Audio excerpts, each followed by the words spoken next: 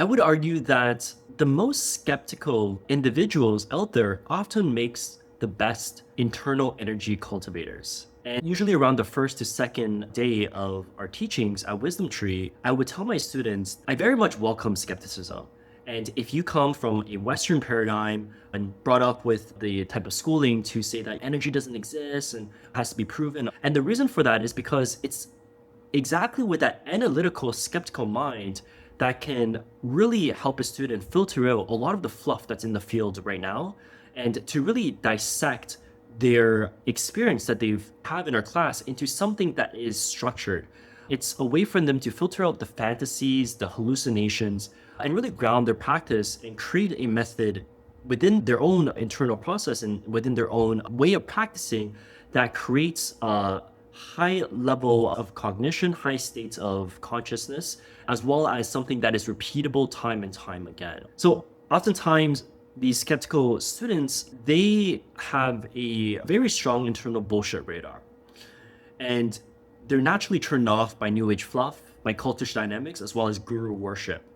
And at a certain point, these individuals feel like there's something still missing. Although they've disqualified a lot of these contenders, they still feel like there is this spiritual question that is not being answered. And for me, that very much was the calling.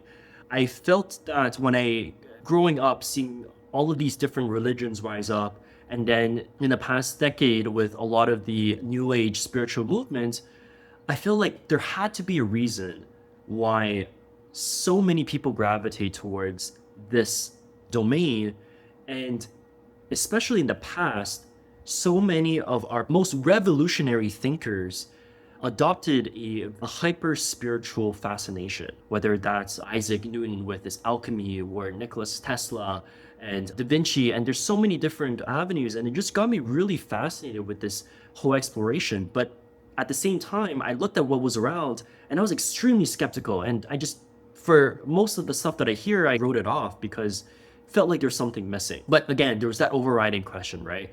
And that question was like, how can I open up my mind as a channel and as a receiver for divine insight, for creative expression? How can I cultivate my energy like the Taoist immortals to increase my own drive for life, like that zest? How do I open myself and clean my body enough that I can still keep the intelligence and the intellect that I've developed over the years, cleanse myself enough to retain that childhood innocence?